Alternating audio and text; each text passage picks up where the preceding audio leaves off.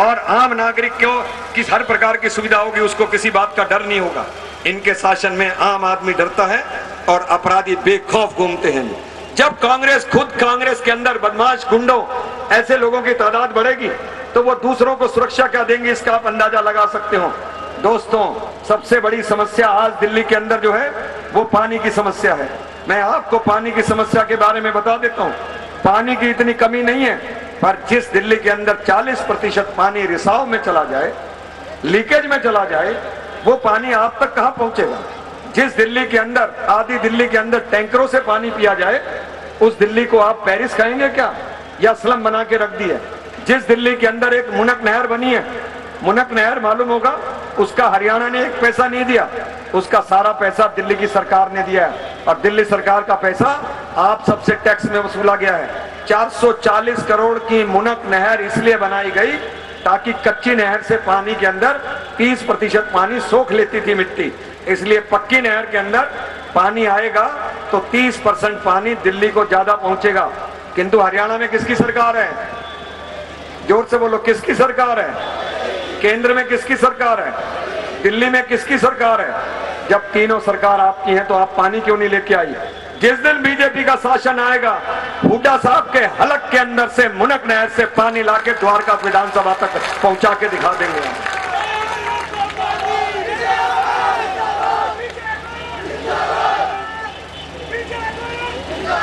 दोस्तों, इनमें से मैं एक भी चीज वो नहीं कह रहा हूं जो ये सरकार नहीं कर सकती थी। आपने 440 करोड़ खर्च करने से पहले हरियाणा से ये क्यों नहीं पूछा कि तू हमें पानी लाने देगा या नहीं देगा? अगर उसने कहा कि पानी नहीं लाने देगा तो तुम्हें नहर खोदने की, बनाने की, पक्की करने की क्या जरूरत थी? मैं पूछना चाहता हूं जाके। आपने बीआरटी बनाया साउथ दिल्ली में, जाते होंगे ना साउथ दिल्ली में, जाम लगे रहते थे, सारी जनता चिल्लाती रही बीआरटी हटा दो, बीआरटी हटा दो, ट्रैफिक जैम हो जाते हैं।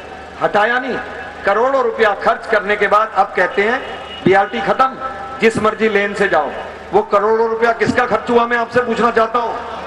अरे आगे से पीछे तक बोलो, किसका खर्च हुआ? आप लोगों का रुपया खर्च हुआ। कोई है शीला दीक्षित से पूछने वाला? 300 करोड़ के विज्ञापन दिला दिए। दिल्ली के अंदर अस्पताल, वो दिल्ली के अस्पताल नहीं है, वो प्राइवेट अस्पताल हैं जिनके बिस्तर वो गिनवा रही है। दिल्ली के अंदर जितने सरकारी अस्पताल थे उतने ही सरकारी अस्पताल हैं। 10 अस्पतालों का दिल्ली सरकार ने शिलान्यास किया। 10 अस्पतालों का दिल्ली सरकार ने शिलान्यास किया। एक भी शिलान्यास पर एक भी ईंट नहीं लगी वहां पर। तो उसका नतीजा क्या हुआ? प्राइवेट अस्पताल बन गए। एस्कॉर्ट, अपोलो और मैक्स, वेदांता, ये सारे हो गए। फोर्टिस, इसके अंदर आपने जाना शुरू किया।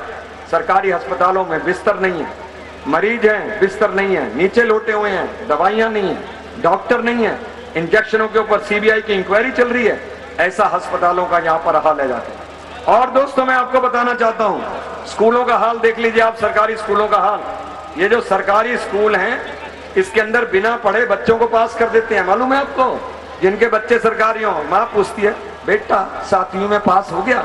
हाँ मैं हो गया। माँ भी खुश, मेरा बेटा 7वीं में पास हो गया, 8वीं में हो गया, 9वीं में हो गया, 10वीं में हो गया, फिर 12वीं में क्यों फेल हो गया? 12वीं में क्यों फेल हो गया? 8वीं का बच्चा जो एक दिन भी स्कूल नहीं जाता था, एग्जाम में गया, उत्तर पुस्तिका में लिख के आया, हिम्मत है तो फेल करके दिखाओ, हिम्मत है तो फेल करके दिखाओ। बताओ, पास हुआ या फेल? पास हुआ या फेल? पास हो गया। 7वीं की माँ गई मास्टर के पास, इसको अपना नाम तो लिखना नहीं आता, तेने इसको 7वीं में पास कर दिया है जाके। एक क्लास में 100 बच्चे हैं। अभी प्रद्युमन जी बता रहे थे, उन्होंने अपना स्कूल तो ठीक कर लिया है, पर एक क्लास में 100 बच्चे हैं। तो मैंने मास्टर को पूछा, मास्टर 100 बच्चे कैसे पढ़ाता है? क्लास में तो 30 ही आते हैं।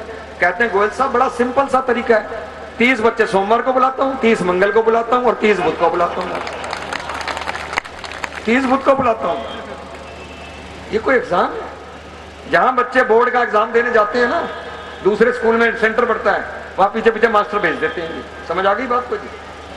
और कहते हैं 100% रिजल्ट निकाल के दिखाओ इनका, ताकि हम क्या कहें, दिल्ली के सरकारी स्कूलों का परिणाम 99.5% है। कितने अच्छे स्कूल हैं, पब्लिक स्कूल से भी बाजी मार दी इसने जी। पब्लिक स्कूल से, ध्यान से सुनना मेरी बात को। अगर मेरे पास कोई ड्राइवर की नौकरी के लिए आए और कहे मेरे पास लाइसेंस है और उसको गाड़ी नहीं चलानी होती, तो मैं उसको रखूंगा या हटा दूंगा जाकर? मैं उसको नहीं रखूंगा। बच्चे को 7वीं तो पास हो गया, अगर आता कुछ नहीं होगा तो माओ बहनों जिनके बच्चे सरकारी स्कूल में पढ़ते हैं उनको प्राइवेट टीचर से एग्जाम दिलाकर देख लो, प्राइवेट टीचर से एग्जाम दिखा के देख लो कि वो क्या करते हैं। मैं आपको पानी की बात बता रहा था, पानी के लिए एक दिल्ली सरकार ने बड़ा अच्छा काम किया है। दिल्ली सरकार ने पानी के लिए आपको 6,000 रुपए का मीटर मुफ्त लगाने जा रही है। जोरदार तालियां बजा दीजिए इस पे। हाँ बजाओ बजाओ, मुझे पता था बजाओगे आप लोग, मुझे पता था। जब कांग्रेसी भाषण करने आएंगे तब तुम ऐसे ही बजाओगे तालियां उनके लिए बजाओगे। जब वो महाबल मिश्रा उसका लड़का आएगा उसके लिए भी ताली बजाना नहीं, तभी तो जिस देश का और दिल्ली का सत्यानाश हो रहा है। वो जो 6,000 का मीटर मुफ्त में लगाएगी वो 16,000 का बिल बना देगा तुम्हारा। जैसे पंखा मैकेनिकल है, एसी मैकेनिकल है, टेलीविजन मैकेनिकल है, फ्रिज मैकेनिकल है, पर मीटर डिजिटल है। बिजली का मीटर डिजिटल है। जब वो चार्जर आप लगाते हो ना उसमें, मोबाइल का चार्जर, और कहते हो रात को लगा के दिन तक छोड़ दूंगा, सवेरे चार्ज करके उठा लूंगा, वो डिजिटल उसको खींच लेता है सारे उसको जाके। वो जो मीटर के अंदर बत्तियां जलती है ना 2 सफेद, उसका भी 100-150 का रोज बिल बन जाता है। इसलिए इस सरकार को ध्यान से देखो। अभी द्वारका के बाहर बड़ा बड़ा बोर्ड लगा हुआ था, दिल्ली में अब कोई भी भूखा नहीं रहेगा। सुन देखा, दिल्ली को भूखमय रहित बना देंगे जी, भूखमय रहित बना देंगे। 15 साल तक तुम्हें भूखे और गरीबों की याद नहीं आई। अब 3 महीने चुनाव में रह गए हैं तो तुम्हें भूखे गरीब सब याद आने लग गए। क्यों याद आने लगे? क्योंकि 3 महीने के बाद, जोर से बोलो, 3 महीने के बाद तो 2 रुपए किलो गेहूं ले लो और 3 रुपए किलो चावल ले लो, फार्म भरो और ले जाओ। राशन कार्ड की जरूरत नहीं है। पहले एक आदमी को राशन 35 किलो मिलता था, मालूम है आपको? अगर एक का परिवार है तब भी 35, 2 का है तब भी 35, और अब एक आदमी को कितना मिलेगा? 5 किलो, 4 नहीं 5 किलो। मैं बीजेपी का हूं पर ईमानदारी से बोलता हूं, 5 किलो मिलेगा उसको। उस 5 किलो राशन के ऊपर अगर 2 आदमी का परिवार है तो 10 किलो, 3 का है तो 15, 4 का है तो 20, फिर भी घाटा कितने का हो गया? 15 किलो का घाटा आपको हो गया। वो ओपन मार्केट में से खरीदा जाएगा।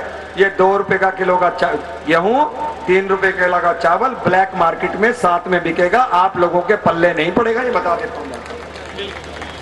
क्या चाहते हो आप दिल्ली में? कैसी सरकार चाहते हो आप?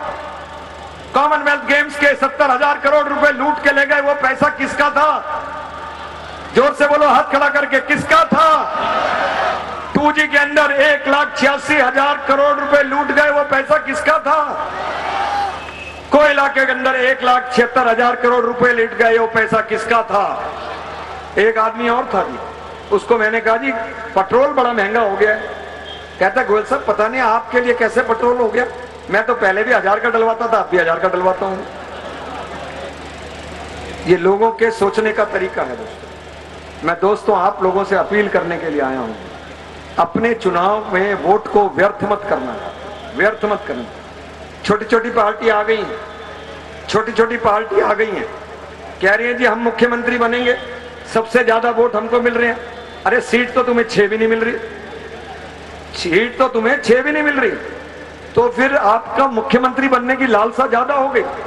जिन पार्टियों ने अन्ना हजारे को धोखा दे दिया और जो पार्टियां विदेशी चंदे के ऊपर चल रही हैं, बताइए उनके लिए आप अपना वोट खराब करेंगे क्या?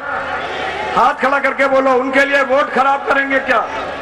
यहां पर 2 पार्टियों में मुकाबला है, एक कांग्रेस के अंदर और एक बीजेपी के अंदर है।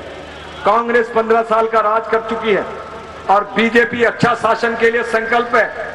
मैं आपसे पूछता हूं, आज देश की हालत प्रधानमंत्री मनमोहन सिंह ने जो बना दी, जो हालत प्रधानमंत्री मनमोहन सिंह ने बना दी है, उसी मनमोहन सिंह पर हमने बहुत विश्वास किया था कि सरदार जी जो है ईमानदार आदमी है।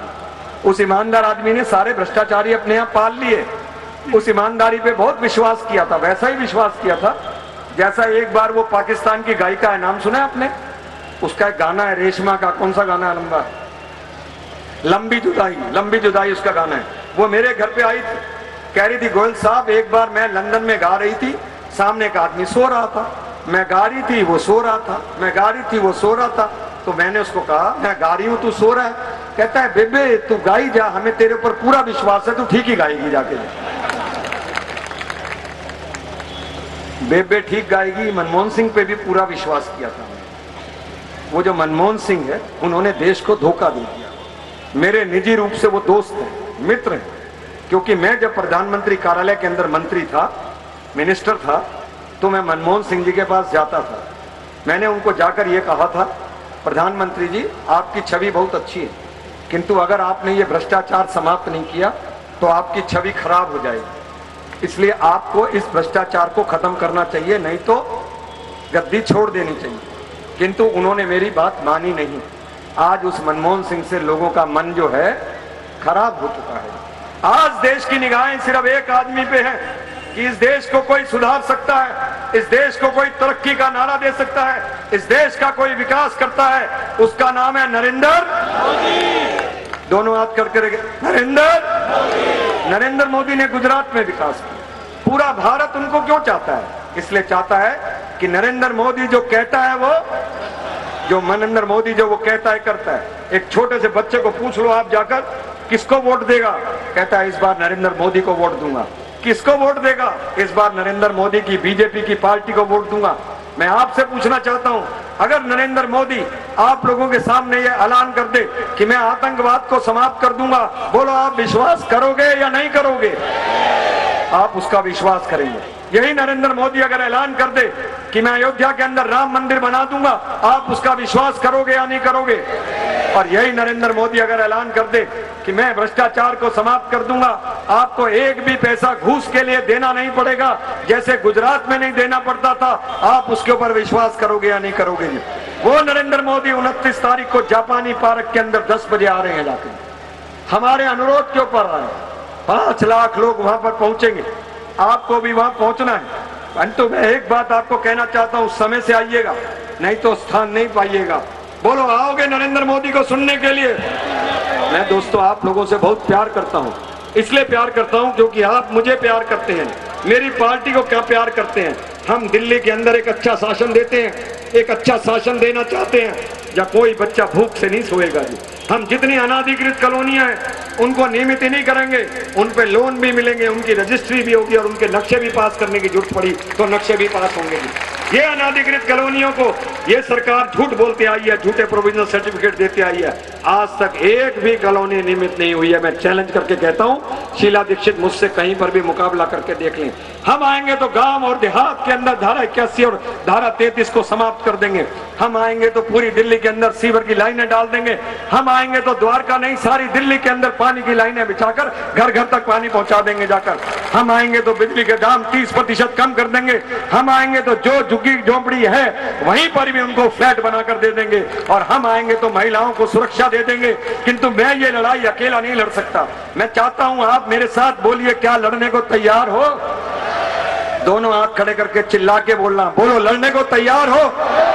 तो एक एक वोट। ये जो प्रद्युमन राजपूत बैठा हुआ है यहाँ पर, इस प्रद्युमन राजपूत ने बहुत काम किए हैं अपनी जान को हथेली पे रखकर। इसने जो अनशन किया था, वे प्रद्युमन राजपूत जो कि दृढ़ होकर बैठा रहा, जिसने अपने यहाँ पर जल के लिए लड़ाई ली, पानी के लिए लड़ाई लड़ी, बिजली के लिए लड़ाई लड़ी, स्कूल के लिए लड़ाई लड़ी, रस्तों के लिए लड़ाई लड़ी, बांध के लिए लड़ाई लड़ी, वो प्रद्युमन राजपूत हमारे अंदर बीच में है। हमारे यहाँ भारतीय जनता पार्टी चुनाव लड़ती है और ईमानदारी से चुनाव लड़ती है। 40 साल के इतिहास में भगवान से डर के कहता हूं, आज तक एक भी आरोप विजय गोयल के ऊपर कोई लगा नहीं सका है। बीजेपी सब ईमानदार लोगों को टिकट देने वाली है।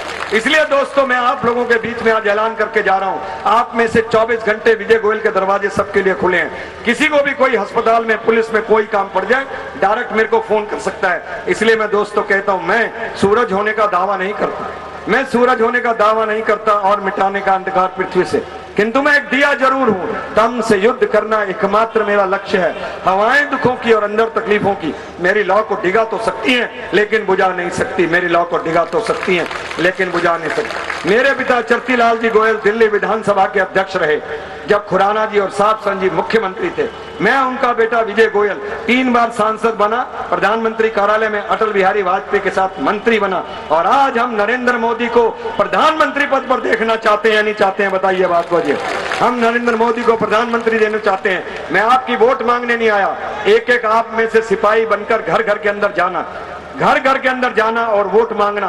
कांग्रेसियों को भी कहना भाई वोट टाइम हो गया, आप कोई बात नहीं, इस बार कांग्रेस को वोट नहीं देनी। अब सोनिया गांधी गई, राजीव गांधी गया, राहुल गांधी गया, अब एक ही मोदी आ गया है, उसका नाम है नरेंद्र मोदी। जिंदाबाद नरेंद्र मोदी।